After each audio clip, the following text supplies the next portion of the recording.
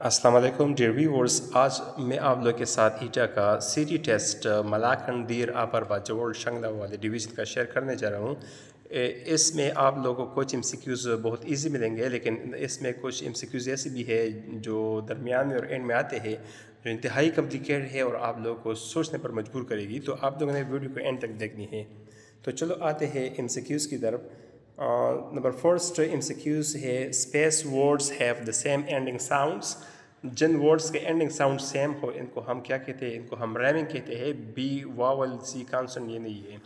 Number two है, choose the correct rhyming words in the following. तो rhyming के बारे में आप लोग की माइंड तो क्लियर हुई।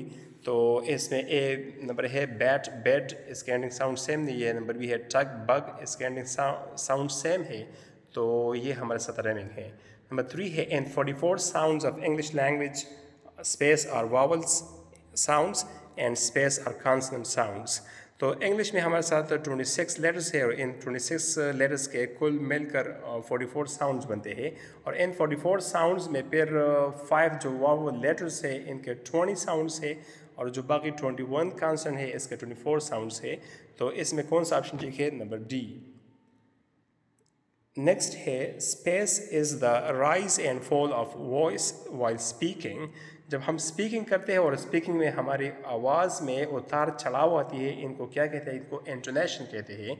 तो बी सिलेबल, सी मेटाफर, नंबर डी सिमिली। ये चीज़ें नहीं है। मेटाफर सिमिली पिछले वीडियोज़ में एक्सप्लेन किया गया था। या सपोज़ मैं आप लोग को एग्जाम्पल देता हूँ कि एक्ट। तो इस एक वर्ड में हमारे साथ 2 सिलेबल्स है। पहले वाले सिलेबल में साउंड थोड़ा सा हाई जाता है, सेकंड सिलेबल में साउंड डाउन जाता है। तो इसको इंटोनेशन कहते हैं और ये पूरे सेंटेंस में भी इस तरह हम करते हैं। नंबर 5 है, वी स्पेंड लास्ट वीक इन नथिया गली, identify the underline word. Underline word क्या है? नथिया गली ये तो प्रॉपर नाउन है, कॉमन काउंटेबल एब्स्ट्रैक्ट नहीं है। एब्स्ट्रैक्ट जो है वो नाउन्स होते हैं जिनको हम सिर्फ फील करते हैं और हम इनको न टच कर सकते हैं और न देख सकते हैं। इसके बाद 29 है, आई complete my homework, identify the object in the sentence. तो ऑब्जेक्ट ये माई होमवर्क ये ऑब्जेक्ट है। ऑब्जेक्ट जो है सेंटेंस में हमारे साथ 3 मेन पार्ट्स होते हैं। सब्जेक्ट होता है, सब्जेक्ट पॉजिटिव सेंटेंस में स्टार्ट में आता है, फिर वर्ब होता है, वर्ब के बाद फिर ऑब्जेक्ट होता है। तो कंप्लीट वर्ब है और इसके बाद माई होमवर्क ऑब्जेक्ट है। नंबर 30 है, choose the imperative sentence in the following. इनमें से इम्पेरेटिव सेंटेंस कौन सा? इम्पेरेटिव में आमतौर पर हम ऑर्डर देते हैं या इंस्ट्रक्शंस देते हैं। तो इसमें नंबर सी जो है, सेट डाउन, ये इंस्ट्रक्शन है। तो ये इम्पेरेटिव सेंटेंस है। नंबर 31 है, a cloud passed in front of the moon, identify the compound preposition in the sentence. एक तो हमारे साथ ये in, on, at, from, since, for ये प्रिपोजिशन है। इनको हम सिंपल प्रिपोजिशन कहते हैं। ये सिंगल वर्ड प्रिपोजिशन है। और इन front of, instead of, in place of, in spite of, ahead of, apart from, ये सारे हमारे साथ कंपाउंड प्रिपोजिशन है। जब हमारे साथ 2 या 3 प्रिपोजिशन मिलकर प्रिपोजिशन का फंक्शन दें तो इनको हम कंपाउंड प्रिपोजिशंस कहते हैं। तो इसमें नंबर बी है, इन front of. The moon noun है, पास्ट सी नंबर ये वर्ब है और क्लाउड जो है फिर से नाउन है। इसके बाद 53 है, and all day long the sun plays hide and seek with the shadows, which figurative device is used in the poetic line. ये पोएटिक लाइन है, किसी पोइम से लिया गया है। इसमें कौन सा डिवाइस यूज़ हुआ है? सिमिली, मेटाफोर, ये तो कंपैरिजन होता है दो मुख्तलिफ चीज़ों के दरमियान। ये मैंने पिछले वीडियो में एक्सप्लेन किया था। लेकिन इस लाइन में, and all day long the sun plays hide and seek, सूरज इसको क्वालिटी दिया गया है ह्यूमन का, क्योंकि प्लेस हाइड एंड सीक ये आंख मचूली गेम होता है जो बच्चे खेलते हैं। और सन के बारे में कहता है कि सन जो है ये सूरज ये आंख मचूली गेम खेलता है। तो ये तो सन का काम नहीं है, तो बच्चों का काम है, ह्यूमंस का काम है। तो जब इस तरह हम किसी ऐसे नॉन लिविंग थिंग को ह्यूमन जैसे क्वालिटीज़ दे या इमोशंस दे तो इनको हम पर्सनिफिकेशन कहते हैं। तो इसमें नंबर सी टी है, पर्सनिफिकेशन। इलस्ट्रेशन पिछली वीडियो मैंने एक्सप्लेन किया था नंबर डी में। इसके बाद 54 है, माहा Yeats in egg daily, identify the underline word. Underline word क्या है? ईट्स, ये तो वर्ब है। तो ए नंबर है एक्शन वर्ड, बी नंबर है वर्ब। तो ये ए बी दोनों ठीक है, ये तो इजी है। इसके बाद है 55, the word cat is the space of the word act. तो ये वर्ड कैट जो है ये एक्ट का क्या है, तो ये कैट के सेम 3 लेटर्स है, इनके तरतीब को थोड़ा सा चेंज किया है और इसे एक नया मीनिंगफुल वर्ड बना है एक्ट, तो इसको हम एनाग्राम कहते हैं। नंबर डी में होमोनिम दिया गया है। होमोनिम्स जो है वो वर्ड्स होते हैं जिनकी स्पेलिंग और प्रोनाउंसिएशन सेम होती है लेकिन मीनिंग जो है डिफरेंट देती है।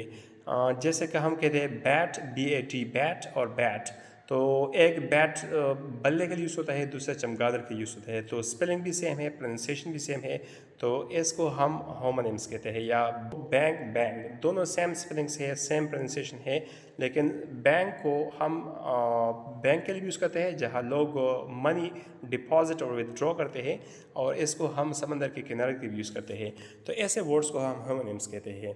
शायद आने वाले टेस्ट में होमोनिम्स का कोई MCQs आ जाए। इसके बाद 56 है, when a word doesn't show male और female gender it is space gender. English में जो वर्ड न मेल के लिए यूज़ किया गया हो न फीमेल के लिए, तो ऐसे जेंडर को कौन सा जेंडर कहेंगे? तो मोस्टली इंग्लिश लैंग्वेज में नॉन लिविंग थिंग्स जितने भी है ये न्यूट्रल जेंडर होते हैं, क्योंकि ये न मेल है न फीमेल है, तो इसमें नंबर डी ठीक है, न्यूट्रल जेंडर। इसके बाद है नंबर 57 है, where are Faraz and Saad going? Choose the sentence with correct capitalization and punctuation. चूँकि ये क्वेश्चन है तो एंड साइन ऑफ इंट्रोगेशन तो होनी चाहिए। नंबर ए है where are Faraz and Saad going, तो ये ठीक नहीं है क्योंकि फराज और साद प्रॉपर नाउन है और ये एफ और एस को कैपिटल होना चाहिए। नंबर बी भी ठीक नहीं है क्योंकि इसमें क्वेश्चन मार्क नहीं है। नंबर सी भी ठीक नहीं है क्योंकि इसमें एंड में एक्सक्लेमेटरी साइन है और ये इसमें एक्सक्लेमेशन नहीं है, ये क्वेश्चन है। तो नंबर डी ठीक है क्योंकि इसमें वेयर डब्ल्यू स्टार्टिंग कैपिटल है, फराज और साद प्रॉपर नाउन है तो इसके स्टार्टिंग इनिशियल लेटर्स कैपिटल है और एंड में क्वेश्चन मार्क भी ऐड किया गया है। इसके बाद 78 है, space pronouns are personal pronouns that end with self और सेल्व्स। वो प्रोनाउन जिसके एंड में सेल्फ या सेल्व्स हो, इनको हम कौन सा प्रोनाउन कहेंगे? तो इनको हम रिफ्लेक्सिव प्रोनाउन कहते हैं। रिलेटिव प्रोनाउन हो तो हु, हुज, होम, दैट, ये वो रिलेटिव प्रोनाउंस है जो 2 सेंटेंसेस कंबाइन करती है। सी पर्सनल, वो ही, शी, इट, ये सारे पर्सनल प्रोनाउन है। और डिमॉन्स्ट्रेटिव प्रोनाउन में दिस, दैट, दीज, दो, सच, ये चीज़ें आती है। नंबर 79 है, Arshad gave the dog a bone. Choose the indirect object in the sentence. तो इस सेंटेंस में indirect object कौन सा है? तो आप लोग देखिए इस सेंटेंस में हमारे साथ 2 ऑब्जेक्ट्स है, एक है डायरेक्ट ऑब्जेक्ट, दूसरा है इनडायरेक्ट ऑब्जेक्ट। डायरेक्ट ऑब्जेक्ट वो ऑब्जेक्ट होता है जिस पर वर्ब का एक्शन होता है, मतलब जो वर्ब के काम से मुतासिर होता है, और इनडायरेक्ट ऑब्जेक्ट वो होता है जो किसी के लिए किया जाता है या किसी को दिया जाता है।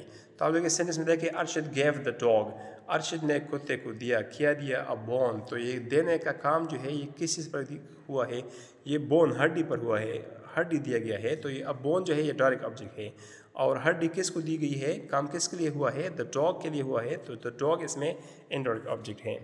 इसके बाद नंबर 80 है, it was the Rambo gave the birth.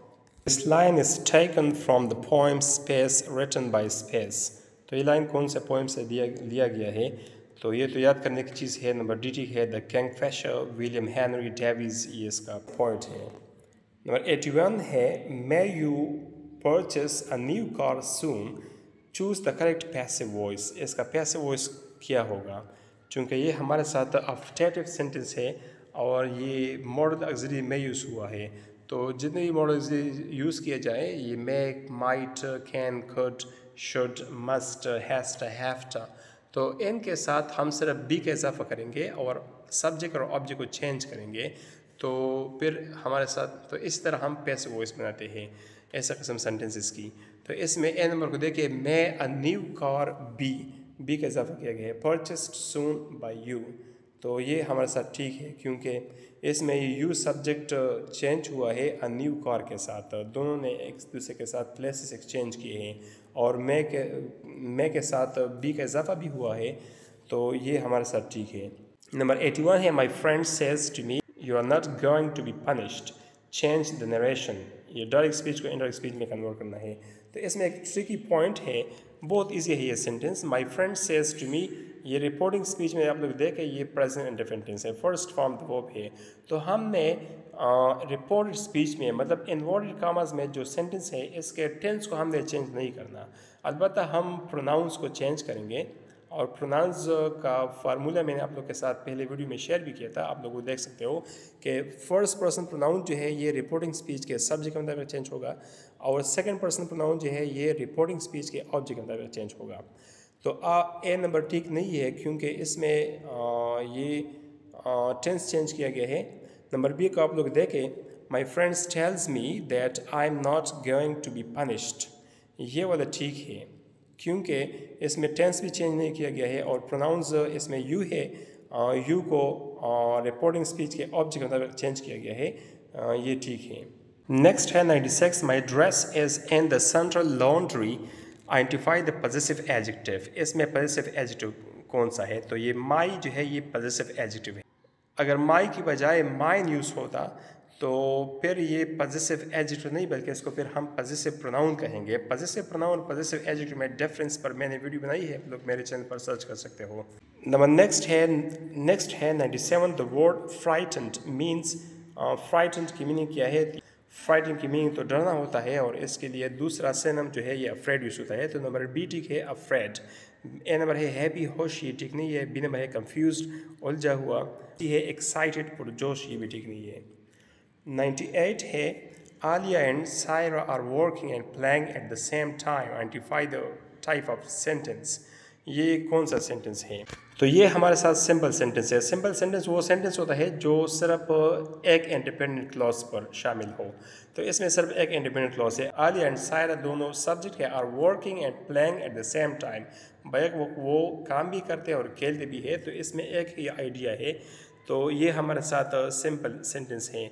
बाज़ कैंडिडेट्स इसमें कंफ्यूज होंगे कि ये कंपाउंड है, लेकिन कंपाउंड सेंटेंसेस में हमारे साथ टू इंडिपेंडेंट क्लॉजेस होते हैं और इसमें टू मुख्तलिफ आइडियाज़ होते हैं।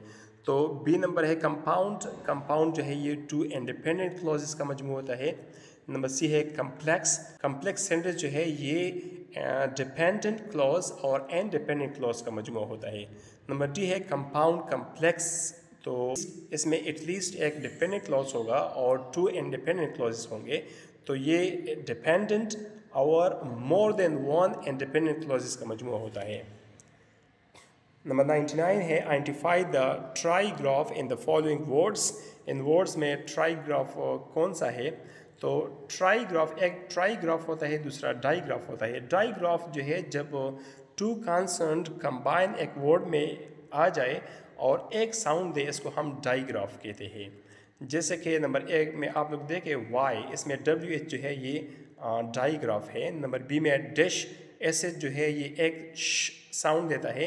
इस तरह फिश में भी SH एक साउंड देता है और टू कॉन्सोनेंट कंबाइन आए हैं, तो ये डाईग्राफ है। लेकिन नंबर सी में आप लोग देख रहे हैं इसमें SCH 3 कॉन्सोनेंट इकट्ठे आए हैं और तीनों कॉन्सोनेंट जो है ये एक साउंड देता है, तो इसको हम ट्राईग्राफ कहते हैं। तो सी नंबर ठीक है। नंबर लास्ट है the dog hurt space while playing, choose the appropriate word. Number A her self, ये ठीक नहीं है। नंबर बी हिमसेल्फ, ये भी ठीक नहीं है क्योंकि हर सेल्फ हिमसेल्फ ये मोस्टली ह्यूमन बींग्स का यूज़ होता है। नंबर सी भी ठीक नहीं है। नंबर डी एट सेल्फ, तो इस डॉग जो है डॉग्स के लिए या नॉन लिविंग थिंग्स के लिए हम एट प्रिपरेशन यूज़ करते हैं, तो यहाँ पर एट सेल्फ ठीक है। The dog hurt itself, कुत्ते ने खुद अपने आप को जख्मी किया वाइल प्लेइंग, खेलते वक्त।